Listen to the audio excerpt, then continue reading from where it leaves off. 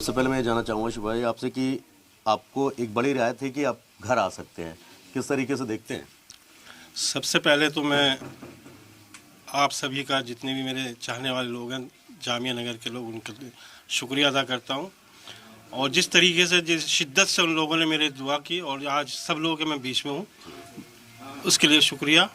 और उसके बाद मैं बाबा भीमराव अम्बेडकर जी का शुक्रिया अदा करूंगा कि जिन्होंने वो आइन बनाया और जिसकी वजह से आज मैं यहाँ मौजूद हूँ और जिसकी वजह से मैं इलेक्शन लड़ रहा हूँ।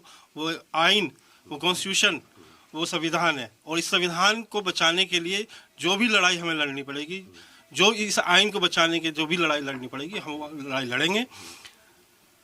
चुनाव प्रचार के लिए आपको इजाज़त मिली है, किस तरीके से चुनाव लगता है कि अब आम पब्लिक के बीच में, ओखला की आवाम के बीच में आप पहुंचेंगे तो एक मैसेज आप दे पाएंगे अपने लिए? देखिए, ये इलेक्शन मैं नहीं लड़ रहा, मैं तो जेल में हूँ। ये इलेक्शन पूरी आवाम लड़ रही है और आवाम जिसको चाहेगी उसको सर का ताज पहनाएगी, आवाम जिसको चाहेगी नीचे गिराना वो आवाम चाहेगी। मैं इस पर और ज़्यादा टिप्पणी करूं कि इलेक्शन में क्या हो रहा है, क्योंकि मुझे नहीं मालूम क्या हो रहा है। यहाँ की आवाम ज़्यादा बेहतर फैसला कर सकती है। बहुत समझदार, बहुत एजुकेटेड, बहुत मतलब मैच्योर, मैं ये कहूँ बहुत मैच्योर आवाम है यहाँ की। मुद्दे की अगर बात करूं ओखला, क्योंकि आप मुद्दे यहाँ से आप अब से कब से 30-35 साल से ज़्यादा का वक्त आप यहाँ रहे, हालांकि अभी 5 साल आपने यहाँ पे ओखला से बिल्कुल पूरी तरीके से कटे हुए हैं, जैसा कि आपने बताया आप जेल में। लेकिन आपकी नज़र में मुद्दे मेन क्या हैं जो पिछले 10 सालों में नहीं हुए, और आपके आने के बाद अगर आवाम आपको चुनती है तो क्या होंगे आपके मुद्दे और मेन बेस क्या रहेगा आपका? देखिए, मैं सबसे पहले आपको एक बात बताऊं कि जो मुद्दों की जहाँ तक बात है, हाँ मुझे 5 साल हो गए। मुद्दे 30 साल पहले भी वही थे और आज भी वही हैं। 30 साल पहले भी सड़कें नहीं थी, 30 साल पहले भी यहाँ पर पानी नहीं था और आज भी नहीं है। असल लड़ाई है सेल्फ रिस्पेक्ट की, जो लड़ाई है डिग्निटी की, वो मेन लड़ाई है। लड़ाई ये है कि इश्यूज पे, जब हम इश्यूज पे बात करते हैं तो जो हमारी जो सो कॉल्ड सेकुलर पार्टीज हैं वो इश्यूज से हटकर एक चीज पे डर पैदा करती है कि बीजेपी जीत जाएगी।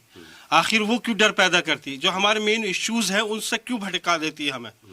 सवाल एक बड़ा ये है कि हमारे जो इशू हैं, जो हमारे तालीम का इशू है, हमारे मेडिकल का इशू है, हमारे और दूसरे बहुत बड़े बड़े इशू हैं, रोजगार का इशू है, उनसे भटकाकर एक मुद्दा सामने आ जाता है कि बीजेपी जीत जाएगी। आखिर बीजेपी को हराने के लिए कि सिर्फ हम जिम्मेदार थोड़ी हैं, यहाँ के पूरे हिंदुस्तान की आवाम जिम्मेदार है, यहाँ की दिल्ली की आवाम जिम्मेदार है। हम अकेले जिम्मेदार नहीं है इसके कि हम बीजेपी को हम हराएं या जिताएं, सारे लोग जिम्मेदार हैं। तो मेरा आवाम से यही इल्तिजा है कि ये ना सोचे कि हमें बीजेपी को हराना है, ये सोचे कि आपके जो मुद्दे, जो इश्यूज है, कौन उठा रहा है, आप उसे वोट दीजिए। एमआईएम ने आपको टिकट दिया, असदुद्दीन ओवैसी साहब ने आपको टिकट दिया, आपको लगता है कि एक भरोसा जताया जो दूसरी सेकुलर पार्टियां आप पर नहीं जता पाई? देखिए, उन्होंने हम पे भरोसा जताया, उनका बहुत बहुत शुक्रिया। उस पार्टी बहुत बहुत शुक्रिया एमआईएम का कि उन्होंने हम पे भरोसा जता के एक हमें टिकट दिया और यहाँ लड़ने की, आइन के मुताबिक लड़ने की हमें इजाज़त दी। मैं उनके अपनी तरफ से, अपने सपोर्टर्स, कार्यकर्ताओं की तरफ से, सब लोगों की, पूरे जामिया नगर की तरफ से मैं तहे दिल से शुक्रिया अदा करता हूँ असदुद्दीन ओवैसी साहब का कि उन्होंने हमें यहाँ लड़ने की टिकट दिया। आखिरी सवाल आपसे, अखिलेश यादव को, जितने आपने कहा सेकुलर पार्टियों का जिक्र किया आपने, सेकुलर पार्टी में अखिलेश यादव को बुलाया है अरविंद केजरीवाल ने रोड शो करने के लिए, सभाएं करने के लिए। आपको लगता है, असद साहब ने कहा कि वोट बांटने के लिए हमको वोट कटवा कहा जाता है, लेकिन यहाँ पर वोट काटने के लिए अब अखिलेश यादव हों या दूसरे जो सेकुलर पार्टियां जो इंडिया गठबंधन की हैं उनको बुलाया गया है, तो लगता है कि मुसलमान बटेगा अखिलेश यादव के आने से? देखिए, ओखला की आवाम ने, मुस्तफाबाद की आवाम ने तय कर लिया है कि एआईएम को जिताना है और जब तक हम अपनी लीडरशिप पैदा नहीं करेंगे तो हम किसी से सही तरीके से कंप्रोमाइज़ की बात नहीं कर सकते। एक टेबल पे हमारे अंदर ताकत होगी, कुव्वत होगी। अगर हमारे अंदर ताकत और कुव्वत नहीं होगी तो हम ऐसे ही बहकाते रहेंगे। हमें टेबल पे बैठने के लिए एक मजबूती चाहिए।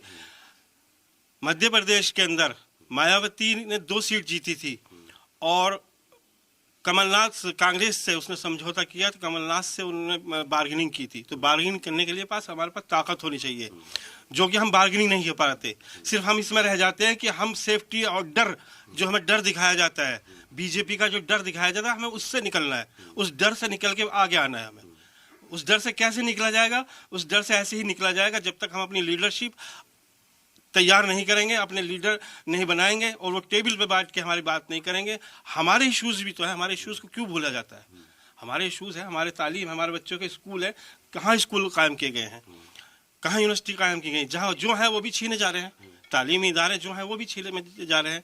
हॉस्पिटल कहाँ है यहाँ बताइए? वो पूरे जामी नगर के अंदर के हॉस्पिटल कितने कायम हुए हैं? कितना बड़ा एरिया, 10 लाख की आबादी है, कितने हॉस्पिटल है? तो सवाल ये है कि पार्टियां डर ना दिखाएं। अगर वो काम करेंगी, जितनी सो कॉल्ड पार्टीज हैं, तो फिर हम भी उनके साथ शाना बशाना साथ खड़े होंगे। मतलब आपका कहना है कि मुसलमान बटेगा नहीं, चाहे कोई भी आ जाए? बिल्कुल नहीं बटेगा, बिल्कुल नहीं बटेगा। जामिया नगर और मुस्तफाबाद की आवाम ने सोच लिया है, बिल्कुल नहीं बटेंगे। चलिए, बहुत बहुत शुक्रिया हमसे बात करने। साफ तौर पर जिस तरीके से शिफाउर रहमान ने साफ कह दिया कि मुसलमान एक तो ना तो बटेगा, दूसरी तरफ मुद्दों की राजनीति नहीं हो रही है, सिर्फ किसी का डर दिखाकर राजनीति हो रही है।